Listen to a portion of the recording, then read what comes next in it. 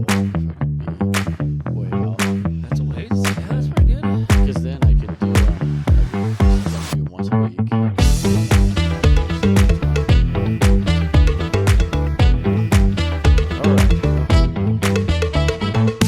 Welcome to KidMin Backstage, the place where we talk about kids ministry and take a peek behind the scenes. We try to share a little bit of what we've learned that works for us and some of our failures so you can avoid them. We release a new episode every Friday, and this is your backstage pass to see the magic or disaster that happens behind the scenes of our kids ministry. I'm your host, Gabe Baker, and today I'm joined by, I'm going to say it right this time, Brother Brent Wilson. Drum roll, please. Woo-hoo! We got it right.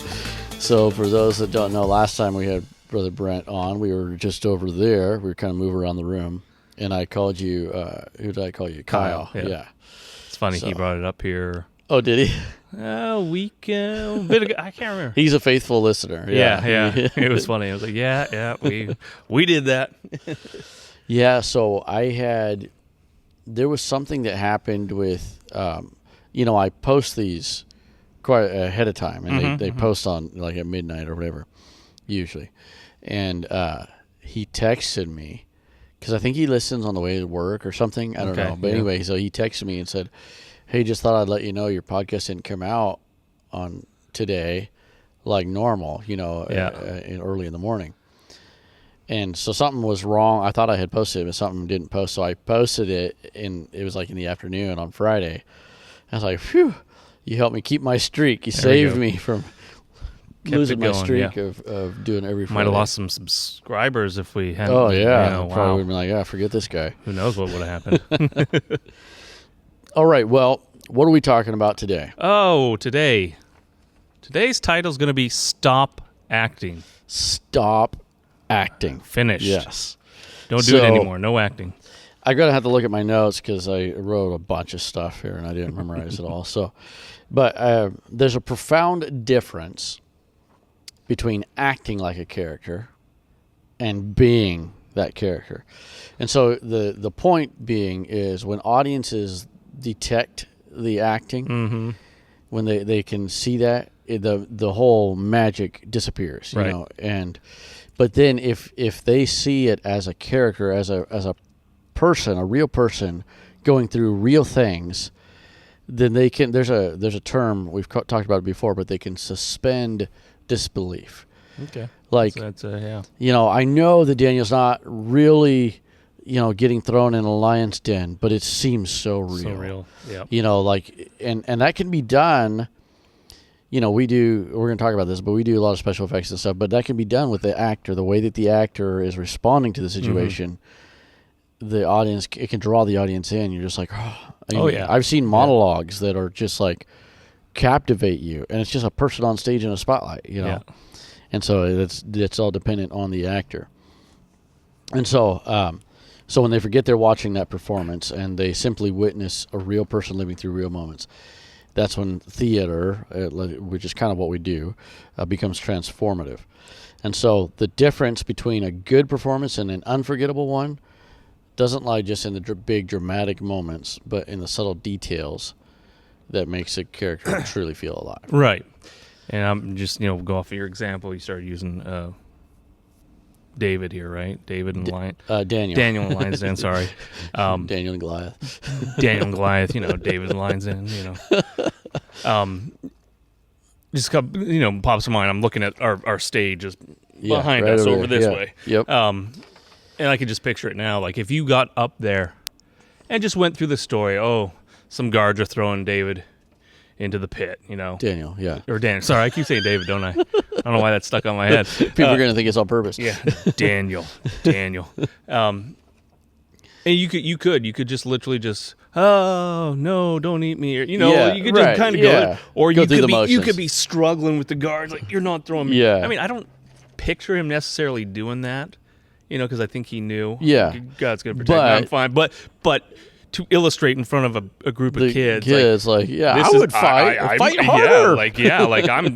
And we do that pretty well. I think most times absolutely. of making that more dramatized than maybe even need to. Yeah. But well, especially the ending where they throw the servants in, yes. right? Oh. So we did it. I don't know, not real long ago. I remember, and we have sound effects. We have like, lion in fact, roar, when they threw yeah. Daniel in, I think we had a cat like meow, I don't or remember something. that, but I remember we talked about doing something like that. But we had a sound effect, so we have music going and stuff too, and it's dramatic or whatever.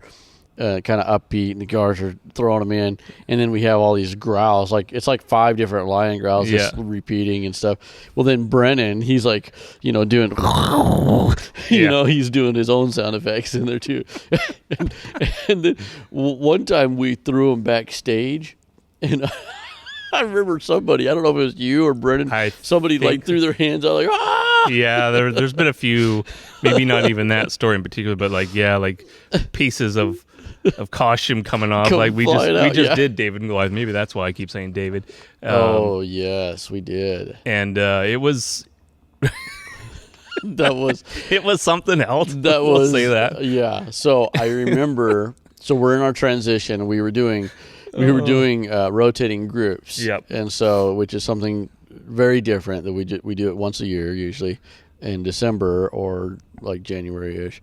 But yeah, so we did David and Goliath, and I remember you were over there, and they were trying to do the next scene. Brother Keith's like, "Hey, Goliath, would you shut up? We're trying to do this." All the kids were focused on Goliath, taunting, and they're trying to do. David, I think David come in to meet his brothers or something. Yeah, something like that, but all the kids are just focused on me on the other side, and finally they're like, "Hey, could you just go away?" So I had to go hide in the corner so they could finish their scene. Yeah. Anyways, during that, at the end, my helmet came off. I think I kind of like tossed it towards the kids after David slew me and picked up my sword, and I just like chucked it, and then I pulled my shirt kind of over my head and just got up and started wobbling around. And I was like, I don't think the Bible quite depicts it that way, but a new Sunday school line is he's running around like a Goliath with his head cut off. Exactly. Instead of a chicken. Oh, that's true. All right. Well, number one, our first point, as we've kind of already illustrated, is characters connect, and so. One of the things is, intricate plots and, twists at the end. I love those kind of stories. So, like, we have one we just did, the spy theme, which kind of, now the kids know in the beginning that these two characters are twins because one gets kidnapped, and then it's basically they're against each other. They're pitted against each other, and they're twins, and there's one good spy and one bad spy, Mason and Jason. And then at the end, there's a plot twist for them. Now, the kids all know, but there's a plot twist where they discover that they're twins, and then they join forces and fight evil and all that. So those kind of things are good. They're great stories. And then, of course, we talk about it often about our sets. We do really big, crazy sets. We do big slides, tunnels, mazes, all this kind of stuff. So all that's good, and we don't want to get rid of any of that. But the driver, what creates lasting memories and therefore an impact, is the characters. The characters, yep. Because that's what kids really, they do remember, like, oh, when are we going to have a big slide again, or whatever. But they really remember characters. Oh, yeah, and you can even say, like, some of our current staff know, like, an example would be the Ruthless character. We probably talked about it in different podcasts where other people have. Oh, yeah. But that is something that, if you were to ask Maya, for an example. Yes. Like, she hasn't been in Sunday school in I don't even know years. How long. She's probably 18 or something. Yeah, 18, 19, somewhere in there. Yeah. I think 18, but regardless. Yeah. She, I think, if I'm not mistaken, I could be wrong, but she was almost like traumatized by this character. Oh, yes. Nightmares are at home trying to sleep, and she'd run into Mom's room and talk about Ruthless or stuff like that. So maybe that's not that was a little quite too the far, example probably. we were going for, but but that's the character. And again, there's other how ones. Strong that character was. I've heard of. I don't know have I experienced Captain John. I don't know if you probably haven't, and we really need to bring him back. But yeah, Captain John was another. Every bit as epic as Ruthless, but just a good guy, and jolly and funny. Yeah, and there's Sammy. Sammy is a perfect one. I mean, that's a perfect combination of who Brennan is. Yeah, and the character that you can kind of gel them so well. Yeah, and have that. And I think that's one thing too is a lot of people have that little bit of that character, perhaps that. It gives that way, or they can bring some of their personality into it to give it authenticity. Yes. Brother Aaron and I were talking about being funny, and Brennan's character Sammy is funny, but yet it's like he's not trying to be funny, like he's serious, right? So he's not laughing and joking. No. He's serious, but it's absurd, and so the kids are laughing, and they're having a good time. So I think that it does. It provides that authenticity, to the character. Yeah, and there's probably numerous other examples too that I've heard of characters that we've done or you guys have done through the course of Sunday school when I wasn't a part of it, and it's just kids remember, or like I said, the older kids now that are teenagers, young adults that can go, oh, I remember when we did. This person was this person for Sunday school, and this, and it's kind of like, I think, and I argue back and forth with myself, and I've heard the debate about plot versus character, and a lot of people are pro characters, and that's kind of what we're talking about today. Like they say characters drive the story. A lot of people are pro plot drives the story, and characters are sprinkled in. Right. And I don't know. I go back and forth, but I do think I was just talking to Adrian about this, about music. And I still do some, but I used to listen to a lot of instrumental music. I just like the music, part of it. Yep. But what's the most popular music is lyrical music, is music with lyrics. And a lot of times it's very simple lyrics. It's just, got a hook, and it's repeatable. And so I think it's almost like that. Characters are like lyrics. You have this baseline of a really good plot. But if you have good characters, like especially if the characters are well defined, like I guess the more mature the audience is, and I don't like to. I think kids are a good audience, but the more mature an audience is, then maybe you can go more subtlety and more nuanced. But I think if you have characters that are like we'll create things for a character. So number 2 is embrace your character's reality. We will create, like Captain John, for example, we created some personality for him, like that he's fearless. He's not scared of anything. And he always gets lost. He's always gets lost. And he's super jolly. Yeah. And I don't know if we mandated that, but he's always just super jolly. He's always upbeat.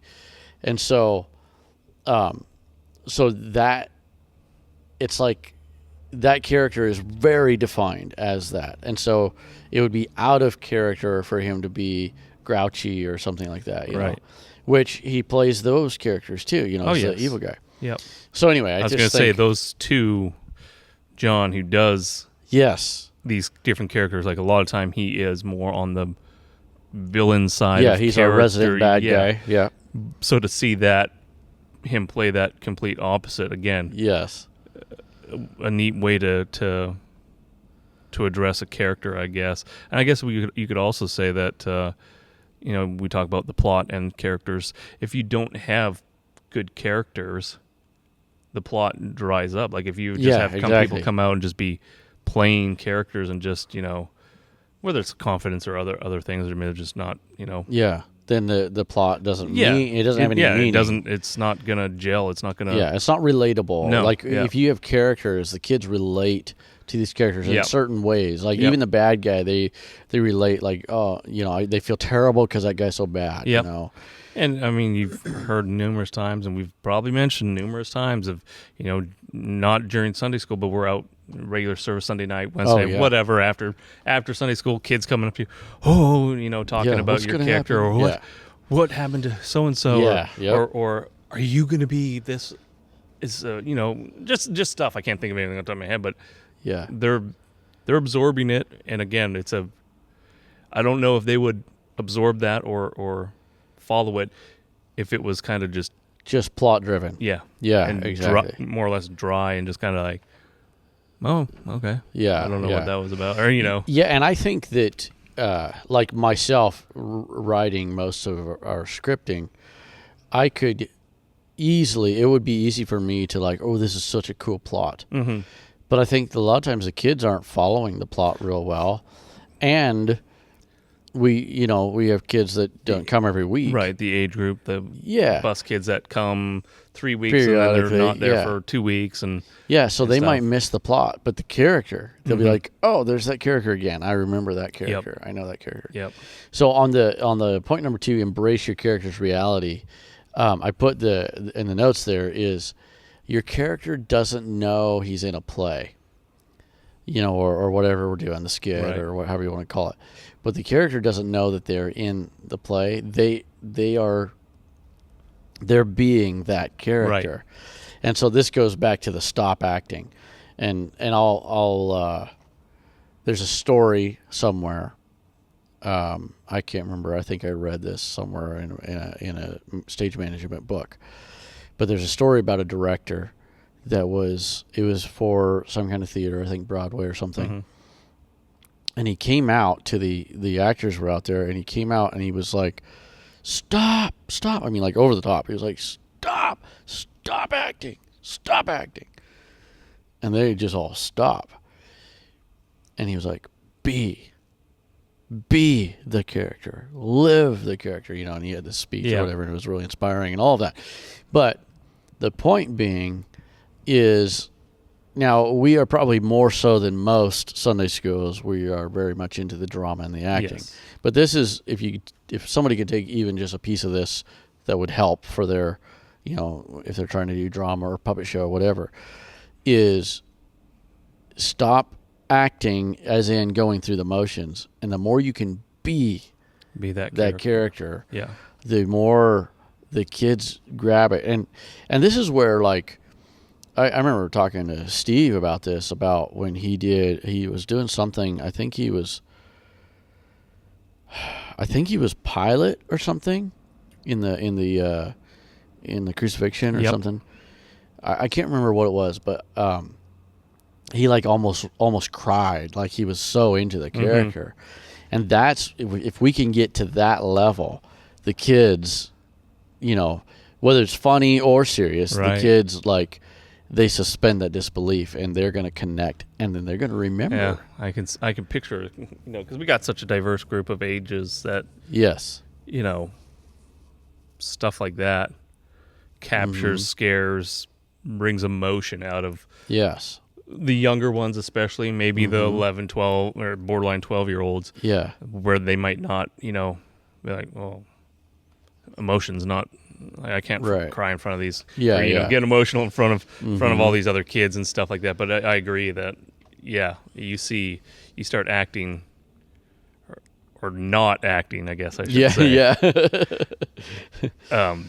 I think that fluid of you, the character, what you're trying to portray, comes out a lot more easy, a lot more. Yeah, well, and it's kind of about committing, right? I mean, like, we can, and I'm guilty of it too. You come out and you can be like, okay, I'm going to get this segment done. It's 3 minutes. I'm going to come out here and do this segment. But if you commit, like Brennan's really great at this, is if you can commit to that character all the way, and you're like, this is who I am, then it makes it so cool. It's kind of like, I was talking about this. Your professor character, Professor Benson. Professor Benson. We were doing the audio recording, and I hear this like And I look over and I'm like, what in the world? We're trying to record, and it's like distracting. It's Professor Benson over there eating a banana or something. But that's totally what Professor Benson would do. That was what he was doing. Yeah. So yeah, and I think that is, those things are what makes the difference if you can get into the character, become the character, like you said, it's not acting. Yeah, and John Keach is really great at this whole point of embrace your character's reality. I remember when we were doing review, so we usually have 3 points for review. We have the lesson, the Bible story, and the memory verse. Yep. Well, he came out for Bible story. That was just his review point, and it's usually the characters that were in the segment or something. Yeah. So we had done the story of Joseph being thrown into the pit, I think, or some part of the story of Joseph. And John's character, he was Reuben. I think he was Reuben, one of the brothers. Mm-hmm. And he comes out to do review, and he's in costume, and I was like, so what was the story about? And review for us is pretty quick. It's a fast forward. And he's like, it was about me. I'm like, and I knew he was going somewhere. I was just like, and who are you? And he's like, I'm Reuben. It was about me. And so he proceeds to basically do a review of the story of Joseph, but all from Reuben's perspective. Okay. It was awesome. I must not have been in the sun. I was in the back or something. Yeah, like that. It was so good. It caught me off guard, but it was really good because that's how it is. It's like the evil character, they don't feel like they're evil. No. They're like, no, this is what, Someone asked me to do this, I'm doing it. Yeah, and so... Someone told me to kidnap the kids, like, kidnap them. Well, no questions asked. So if we can embrace the reality of the character, and that's good. And that's even something that we could bring out more on review. It's like, okay, I want you to, when you do review, to bring out this character's perspective of what the story was about. Yeah, that would be good. Like, you're the stone that... David used to kill Goliath. Tell me, how was that? Well, here I was sitting on the riverbank. Yeah, exactly. I've told this before. I've referenced this before, but I'll never forget Brother Chuck Mozingo, late Chuck Mozingo. Mm-hmm. He years ago taught a Sunday school class, and this goes back to what I was talking about. Somebody doing a monologue. It was a small group of us. It was probably 5 or 6 of us in the class, and it was back when we had kind of what I call traditional Sunday school. Yep. Separate classrooms, and there wasn't really any decor or anything. Yep. And we were teenagers, I think. And he taught a whole lesson on one of the stones that when Jesus was kind of rebuking his disciples, saying, if these stop crying out, then the stones will cry out. And he told the whole story from one of those rocks. And he was like, his whole premise was, I hope they be quiet. Please let them be quiet, so that we can cry out and worship Jesus. It was incredible. And of course, he was so much passion when he. Oh yeah. It didn't matter if you were talking about a coffee or the Bible. That voice, that whisper, that Chuck Mozingo. Yeah, and he didn't. He had no costume or anything. Yeah. He sat there, and I remember him kind of going like this, hunching his shoulders a little bit, and like, please God, don't let them stop. It was really good. It was awesome. So you can make a big impact. Okay, so number 3 is trust your character's impulses, and this goes back to being fully committed. Yeah. If you're fully committed to your character and if you're like in the zone, then it's a lot easier too, because then when something happens, because we do a lot of ad libs, so if another character says something and you're kind of in the zone, you can play off of that. Yes. You don't have to think about your response. You just do it as your character. Yep. You don't have to be like, what? What do you just go with it. Yeah, you just go with it, and it's something that your character would do. Yeah, Sunday was maybe a little too comical in that sense, but we did play off it a little bit. Yeah, we had certain people telling me a servant to do something. It's like, that's not part of the story. We just kind of played with it at first, and then we're like, okay, stop it, get away from me.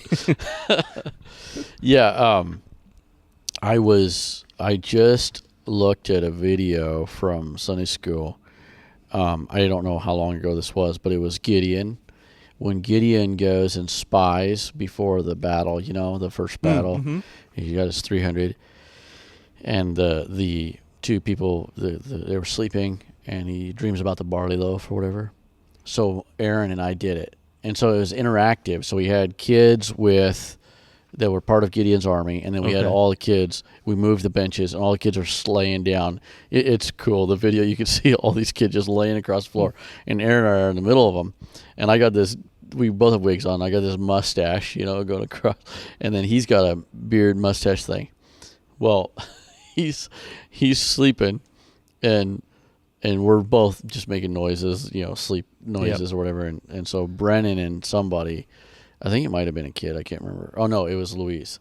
They're, sneaking, and they're having to like walk over these kids, and they come up. And then we wake up, we don't see them, but we wake up and we're talking about the dream. Aaron's the one that has the dream, his character, and he's like, and there was this barley loaf, and it was like 40 stories tall. so he's like going with the metaphor, and he couldn't remember how big it was or something, but he's like, it was like 40 stories tall. And then he pulls down his beard and mustache. He's like, because I said something about the sword of the Lord or Gideon or whatever, and he pulls down and he's like, so it was like totally comic, but it was, within his character, like what he would do, Yeah. So, yeah. I can picture that. Yeah. So yeah, embracing that reality. Okay, number 4, stay present in the character's journey. And so what I wrote is, your character doesn't know what's coming next. They haven't read the script.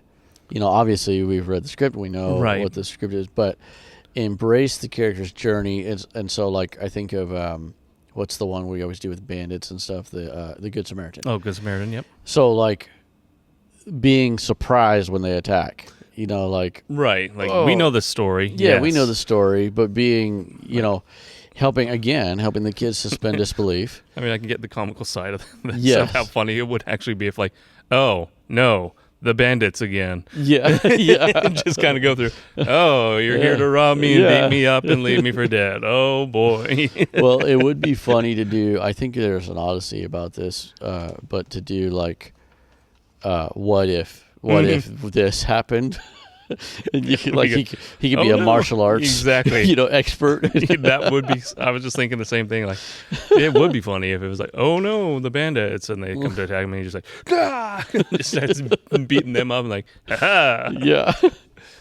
But like, yeah, and so that's an example, and even the Good Samaritan or whatever, when he comes, the shock, like, wait, what? Why are you helping me? Yeah. That kind of thing. Yeah, we all know that there's already been a few people come by and seen them and carried on, and sometimes it's even the same character that comes out a couple times. Yeah. So to be able to pull off, with the staffing, gross, I'm not touching you, and then come out and be like, oh my goodness, let me help you. Okay, let me help you. Yeah. Yeah.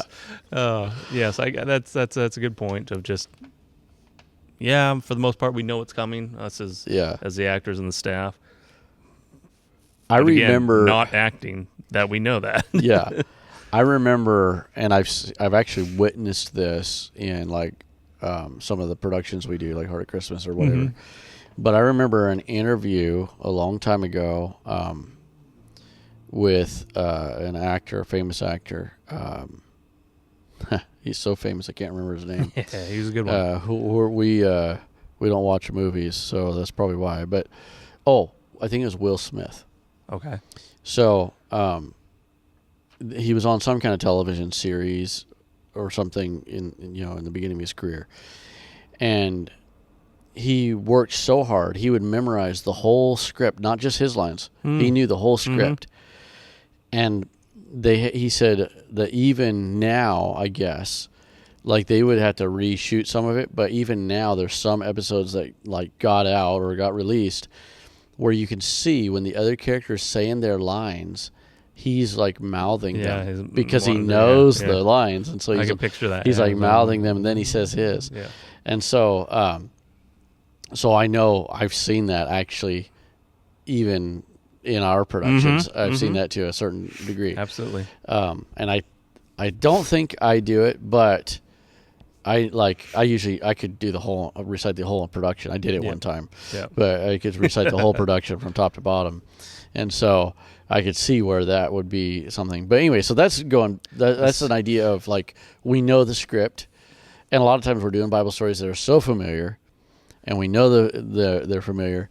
But if we can take a moment to, again, embracing the reality or whatever, but if we can stay present in the character's journey and say, okay, so I know we've done this story, David and Goliath, we've done it so many times, but is there either a fresh look, or just, even if we're going to do the same story, if we can just be into it so much, when David is grabbing those stones, he can be looking at them and feeling them and just exactly, and just good. Being into that character, because a couple of things I think that can happen with that is, one, we can get better and better at it. So yes, we've done this story 100 times, but this time is like a breakthrough, right?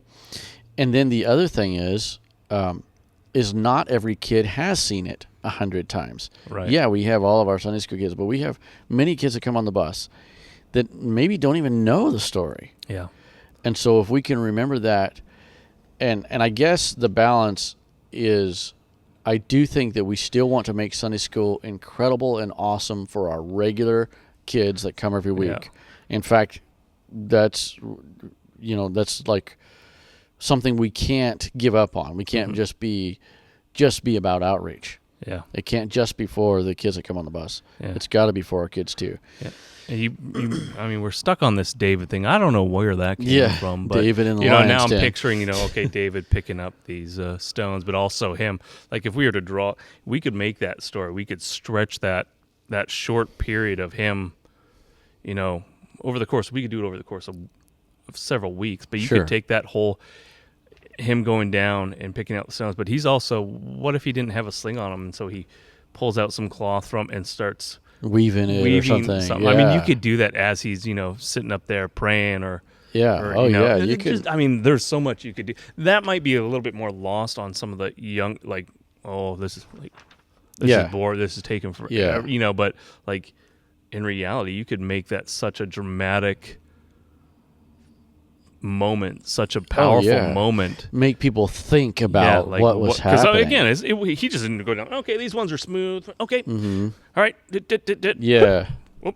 Yeah. Here we go. And it was probably, here he is, this not a big man, of course. This is David and Goliath. We're talking about a small, probably pretty slender, small man, young. Probably not the strongest, muscular.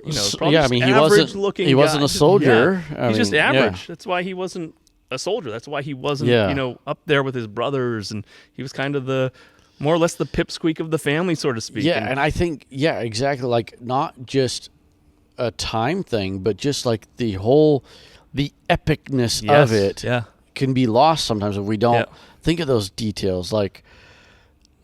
And David, he's going to get those smooth stones. I think he did have faith and everything, obviously, and he had confidence. But his heart was probably pounding. Oh, yeah. If nothing else, adrenaline. Here he is about to go face this giant, expert warrior. Yeah. Yeah, and that's the other thing is, and we're getting close to our time, but the other thing is with time is a lot of times we'll read a scripture and we can read a verse and it goes from this verse and a couple verses later, and it's years. Right. Yeah. It's not just and sometimes that gets lost, and we're like, oh yeah, there's a little story. Well, no, there was a serious thing happening there. Unless we're talking about Job, because I'm pretty sure that was pretty quick all at once. Yeah, exactly. Yeah. I was just reading that today, actually. Oh, yeah. I was like, oh, man, that would, as it's talking about, and before he finished talking, another servant, and another servant. It's like, oh, my goodness, like what? Yeah, it almost feels like a Sunday school script. Yeah, like okay, boom, let's do this, one after another, but it really was like that. Do you remember what happened 5 minutes ago when first. Yeah. Yeah, that's what happened. And oh man. Okay, well we better do a recap here. We're over our time. So, number 1 is characters connect. Plots are good and cool. Big scenes are awesome, but characters are what connects with the kids and creates those memories. And number 2, embrace your character's reality. Is the character doesn't know he's in a skit. Yep. And so embrace their reality. If you're being serious, like we talked about David or whatever, or Daniel going to the lion's den, is he had faith in God, but maybe he had his faith was that, okay, yes, I am going to die, but I'm doing it in God's name. I'm going to die because of what I believe. And then he lived. It wasn't necessarily that he was, well, I'm not scared of the lions. I mean, he probably was. The comical side you could do to that too is like, what if he had a cat allergy? Yeah. You could, you could just play on that character and be like, oh man, yeah. Wait, don't throw me in. I have a cat allergy. Yeah. No. Oh, you have allergies? Oh, King, do we got to throw him in? Number 3, trust your character's impulses. So and this goes to if you're fully committed, right? If you're fully committed to that character, is just trust. What would your character do? And go with it. We've talked about that in previous ones where it's easy to bounce off someone who is in their character, as much in their character as you are in yours, and you can. Then the ad lib flows. Yeah, the ad lib just flows, and it's easy. Again, there's a lot of names that pop out that it's easy to do a scene with them or act with them. Exactly. So yeah. And then finally, number 4 is stay present in the character's journey. Remember that your character doesn't know what's going to happen next, and so they got to have some of that trepidation or that the surprise suspense element. The surprise and So, all right, well, we are way over time, so that's a wrap. That's a wrap. Everyone, stop acting. Stop acting.